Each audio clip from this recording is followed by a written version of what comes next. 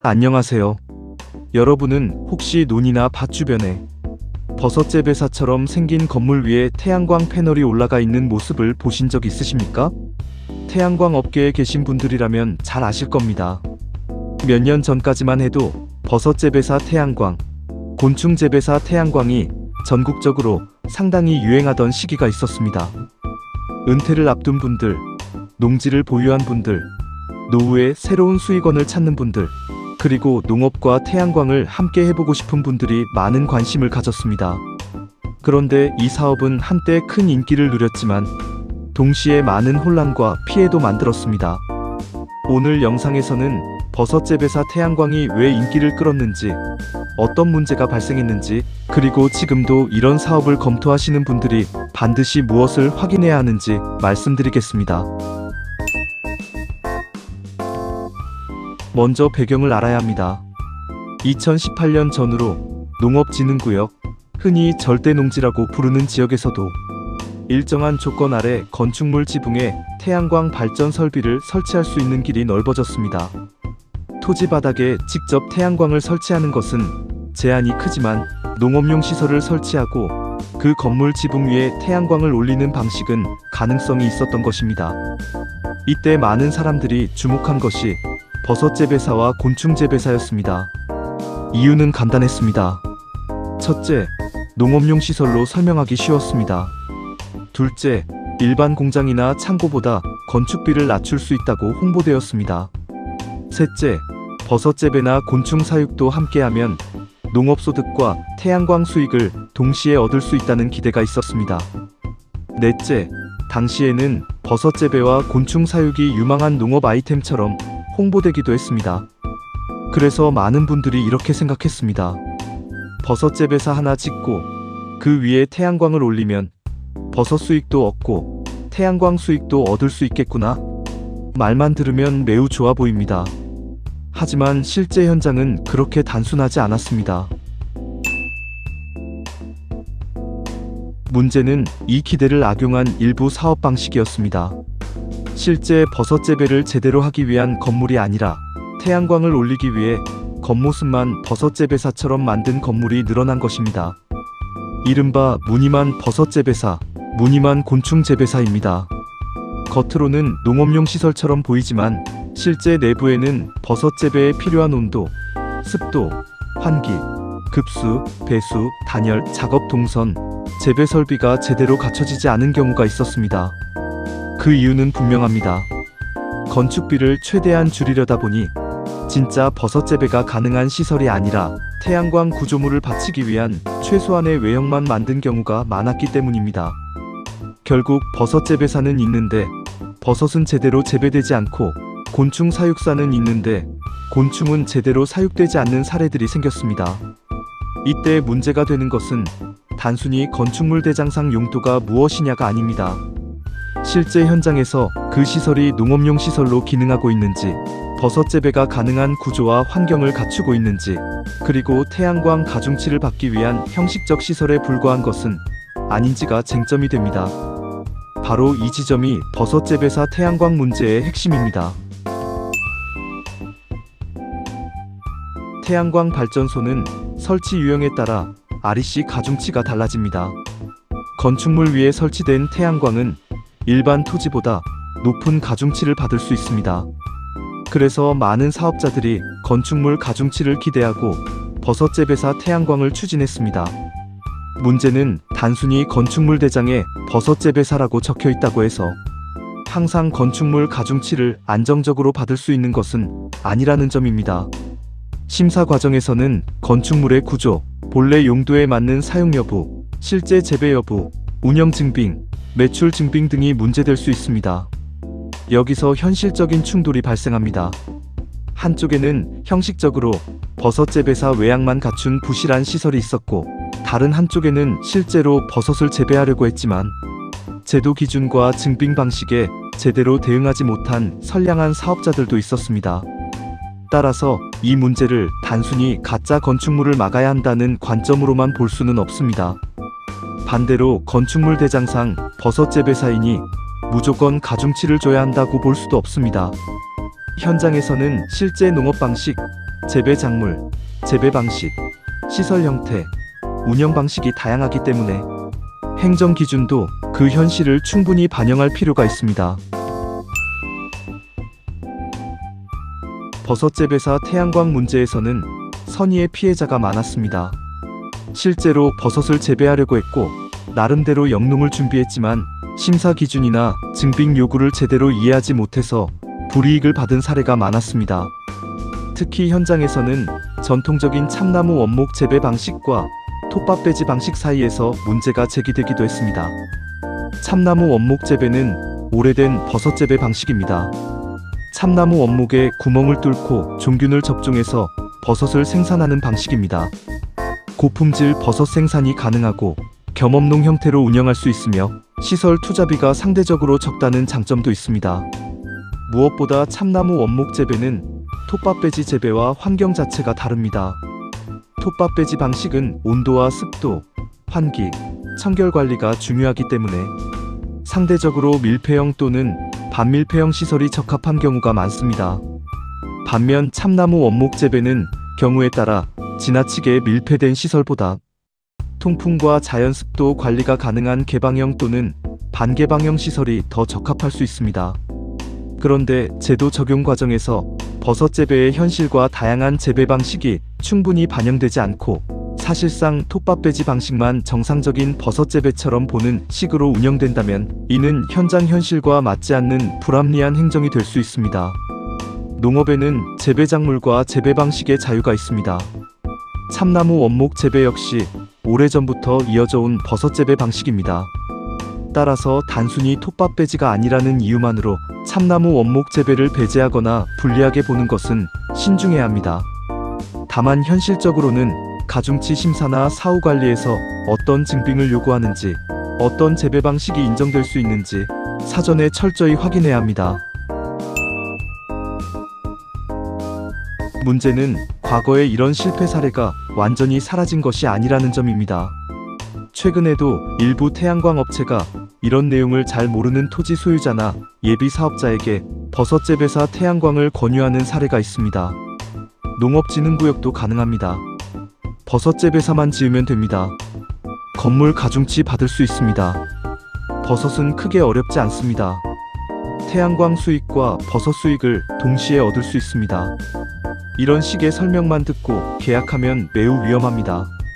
특히 버섯 재배사나 곤충 재배사 위에 설치하는 태양광은 현재 한국에너지공단 금융지원사업 제외 대상에 해당하므로 정책자금 지원도 받을 수 없습니다. 버섯 재배사 태양광은 단순한 태양광 공사가 아닙니다. 버섯 재배사 신축, 실제 버섯 재배 운영, 태양광 발전 사업, 한전 개통 연계, 한국에너지공단 설비 확인, REC 가중치 적용, 세무 처리까지 모두 연결된 복합 사업입니다. 이 중 하나라도 잘못되면 사업성이 무너질 수 있습니다. 버섯 재배사 태양광을 추진할 때 업체에서 이렇게 제안하는 경우가 많습니다. 버섯 재배사 신축부터 태양광 설치까지 한 번에 해드리겠습니다. 이른바 턴키 계약입니다. 겉으로 보기에는 편해 보입니다. 하지만 실제로는 위험이 있습니다. 버섯 재배사 신축과 태양광 설치는 엄밀히 보면 서로 다른 사업입니다. 하나는 농업용 건축물 신축이고 다른 하나는 발전 사업 설비 설치입니다. 문제는 버섯 재배사 건축 허가나 신고 자체가 지자체에서 어려울 수 있다는 점입니다. 최근 많은 지자체는 버섯 재배사나 곤충 재배사를 가장한 태양광 사업에 대해 상당히 신중한 태도를 보이고 있습니다. 따라서 계약은 했는데 버섯 재배사 신축 허가 자체가 안 될 수 있습니다. 또 버섯 재배사 공사와 태양광 공사를 하나로 묶어 계약하면 공사 범위, 책임 범위, 환불 조건, 인허가 실패 시 책임, 부가세와 세금 계산서 처리 문제가 불명확해질 수 있습니다. 따라서 계약서에는 반드시 구분이 필요합니다. 버섯 재배사 신축이 안 될 경우 계약은 어떻게 되는지, 태양광 인허가가 안 될 경우 책임은 누구에게 있는지, 한국에너지공단 가중치가 예상보다 낮게 나올 경우 손해는 누가 부담하는지 이 내용을 반드시 계약서에 넣어야 합니다. 버섯 재배사 태양광을 권유하는 사람들 중에는 버섯 재배를 너무 쉽게 설명하는 경우가 있습니다. 하지만 실제 버섯 재배는 그렇게 간단하지 않습니다. 특히 현재 대부분의 버섯 재배 방식으로 활용되는 톱밥 배지 방식은 일정한 시설과 관리가 필요합니다. 온도, 습도, 환기, 급수, 배수, 오염 관리, 작업 공간, 배지 입고, 재배 관리, 수확, 선별, 보관, 판매까지 모두 준비되어야 합니다. 또한 배지는 그냥 사다 놓는다고 버섯이 저절로 나오는 것이 아닙니다. 재배 기술이 필요하고 실패하면 배지 비용과 관리 비용도 회수하지 못할 수 있습니다. 버섯 판매처도 중요합니다. 생산은 했는데 판매처가 없으면 문제가 됩니다. 유통처, 거래처, 로컬푸드, 도매시장, 소비자 직거래, 온라인 판매 등 판매 계획이 있어야 합니다. 결국 버섯 재배는 태양광을 위한 장식품이 아닙니다. 별도의 농업 사업입니다. 버섯 재배사 태양광에서 가장 중요한 것 중 하나가 설계입니다. 업체가 제시하는 도면을 잘 봐야 합니다. 그 건물이 정말 버섯 재배를 할 수 있는 구조인지 확인해야 합니다. 단열이 되는지, 환기가 되는지, 급수와 배수가 되는지, 재배 공간과 관리 공간이 구분되는지, 버섯 재배를 위한 설비가 들어갈 수 있는지, 그리고 실제 영농 운영이 가능한지 봐야 합니다. 만약 단순히 태양광 패널을 올리기 위한 지붕 구조물에 가깝다면 매우 위험합니다. 그런 건물은 나중에 한국에너지공단 심사에서 문제가 될 수 있습니다. 또 실제 버섯 재배를 하려고 해도 운영이 어렵습니다. 이 경우 건물은 건물대로 돈이 들어가고 태양광은 태양광대로 가중치 문제가 생기고 버섯 사업은 버섯 사업대로 실패할 수 있습니다. 다만 여기서도 재배 방식에 따른 차이는 반드시 고려해야 합니다. 톱밥 배지 방식은 상대적으로 밀폐형 또는 환경 제어형 시설이 중요할 수 있지만 참나무 원목 재배는 오히려 지나치게 밀폐된 시설보다 개방형 또는 반개방형 시설이 더 적합한 경우가 있습니다. 따라서 진짜 버섯 재배사인지 판단할 때에도 무조건 밀폐형 시설만 정상이라고 보아서는 안 됩니다. 재배하려는 버섯의 종류, 재배 방식, 원목 재배인지 톱밥 배지 재배인지, 살수와 통풍이 어떻게 이루어지는지, 실제 영농이 가능한 구조인지가 함께 검토되어야 합니다. 버섯 재배 방식에는 여러 가지가 있습니다. 대표적으로 참나무 원목 재배와 톱밥 배지 재배가 있습니다. 참나무 원목 재배는 전통적인 방식입니다. 참나무 원목에 종균을 접종하고 일정 기간 관리하면서 버섯을 생산합니다. 시설비가 상대적으로 적고 겸업농 형태로 운영하기 유리한 면이 있습니다. 하지만 참나무 원목 재배도 노동과 시간이 필요합니다. 또한 스프링클러, 급수통, 접종을 위한 도구, 살수 설비와 접종 후 발이와 살수 관리가 필요합니다. 또한 참나무 원목 재배는 톱밥 배지 재배와 달리 재배 환경이 반드시 밀폐형 시설이어야 하는 것은 아닙니다. 오히려 품종과 재배 방식에 따라서는 개방형 또는 반개방형 공간에서 통풍과 습도를 조절하는 방식이 더 적합할 수 있습니다.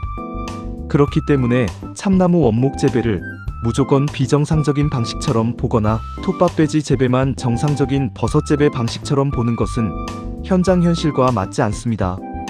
농업에서는 재배 방식의 다양성이 인정되어야 합니다. 참나무 원목 재배도 엄연한 버섯 재배 방식입니다. 다만 현실적으로 가중치 심사나 사후관리 과정에서 원목 재배 방식이 충분히 인정되지 않거나 증빙 방식에서 불리하게 작용할 수 있다는 리스크는 반드시 알고 있어야 합니다. 반면 톱밥 배지 방식은 현재 대부분의 버섯 재배 농가에서 활용하는 대표적인 방식입니다. 일정한 시설과 환경 관리가 필요하고 배지 구입처, 입고 시기, 재배 기술, 곰팡이 관리, 판매처 확보가 중요합니다. 문제는 어떤 방식이든 단순히 버섯을 키울 예정입니다만으로는 부족할 수 있다는 점입니다. 실제 설비, 실제 재배, 실제 매출, 실제 운영 자료가 필요할 수 있습니다. 따라서 버섯 재배사 태양광을 검토한다면 먼저 물어봐야 합니다. 나는 정말 버섯 재배를 할 수 있는가? 버섯 재배 교육을 받았는가? 배지나 원목 구입처가 있는가? 판매처가 있는가? 가족 노동력이나 관리 인력이 있는가? 이 질문에 답이 없다면 사업을 다시 생각해야 합니다. 버섯재배사 태양광의 가장 큰 위험은 사업성 착각입니다. 처음에는 이렇게 계산합니다. 건물 위 태양광이니까 가중치 1.5, 버섯재배 수익도 추가, 농업진흥구역 토지도 활용. 그러면 수익이 좋을 것 같다고 생각합니다. 하지만 실제로는 비용이 많이 들어갑니다. 버섯재배사 신축비, 내부 설비비, 운영비, 배지 구입비, 냉난방과 급수 설비, 태양광 설치비, 한전시설 부담금, 유지관리비, 세금까지 모두 들어갑니다. 여기에 가중치가 예상과 다르게 나오면 수익성은 크게 흔들립니다. 가중치 1.5를 기준으로 계산했는데 실제 가중치가 낮게 나오면 투자금 회수가 어려워질 수 있습니다. 그래서 버섯재배사 태양광은 반드시 두 가지 사업성을 따로 계산해야 합니다. 첫째, 버섯재배 사업성. 둘째, 태양광 발전 사업성. 이 두 가지를 따로 보고 그 다음 합산해서 판단해야 합니다. 여기서 중요한 점이 있습니다. 기존에 실제로 톱밥 배지 방식 등으로 버섯을 재배하고 있고 시설도 갖추어져 있고 매출 자료와 운영 자료가 있는 농가라면 이야기가 다를 수 있습니다. 이런 경우에는 버섯재배사 지붕을 활용한 태양광 설치가 상대적으로 현실성이 있습니다. 이미 본래 목적대로 사용 중인 건물이고 실제 영농이 이루어지고 있으며 매출액 등 증빙 자료도 준비할 수 있기 때문입니다. 하지만 버섯재배 경험이 전혀 없는 토지 소유자가 태양광을 위해 새로 버섯재배사를 짓는 경우라면 훨씬 더 신중해야 합니다. 기존 버섯농가의 태양광과 태양광을 위한 버섯재배사 신축은 전혀 다른 문제입니다. 이 차이를 반드시 구분해야 합니다. 오늘 내용을 정리해 보겠습니다. 버섯재배사 태양광은 한때 큰 인기를 끌었던 사업 방식입니다. 농업진흥구역 건축물 지붕 태양광이라는 제도적 배경 때문에 관심이 커졌습니다. 하지만 무늬만 버섯재배사, 무늬만 곤충재배사 문제가 발생하면서 가중치 심사와 사후관리에서 많은 혼란이 발생했습니다. 그 과정에서 편법적 사업도 있었지만 제도 적용과 현장 현실 사이의 간극 때문에 선의의 피해자도 많이 발생했습니다. 버섯재배사 신축과 태양광 설치를 하나로 묶은 턴키 계약은 인허가, 세무, 책임 범위에서 위험할 수 있습니다. 버섯재배는 쉬운 부업이 아니라 별도의 농업사업입니다. 건축물 가중치 1.5를 기대한다면 실제 버섯재배 시설과 운영 증빙이 반드시 필요합니다. 또한 버섯재배사 태양광은 한국에너지공단 금융지원사업 대상에서도 제외되고 있습니다. 결론은 분명합니다. 버섯재배사 태양광은 태양광이 먼저가 아닙니다. 버섯재배사가 먼저입니다. 진짜 버섯재배가 가능한 건물인지, 실제로 버섯재배를 할 수 있는 사람인지, 판매처와 운영계획이 있는지, 가중치 기준과 사후관리 리스크를 감당할 수 있는지 이것을 먼저 확인해야 합니다. 아직도 단순히 버섯재배사 하나 짓고 태양광 올리면 됩니다 라는 말을 듣고 계시다면 반드시 조심하시기 바랍니다. 버섯재배사 태양광은 잘못 접근하면 수익형 자산이 아니라 돈만 들어가는 애물단지가 될 수 있습니다. 사업을 검토하고 계시다면 계약 전에 반드시 버섯재배, 건축, 태양광, 한전 개통, 가중치 적용 가능성, 나아가 제도 변경 사항까지 종합적으로 확인하시기 바랍니다. 오늘 영상이 도움이 되셨다면 좋아요, 구독, 알림 설정 부탁드립니다. 감사합니다.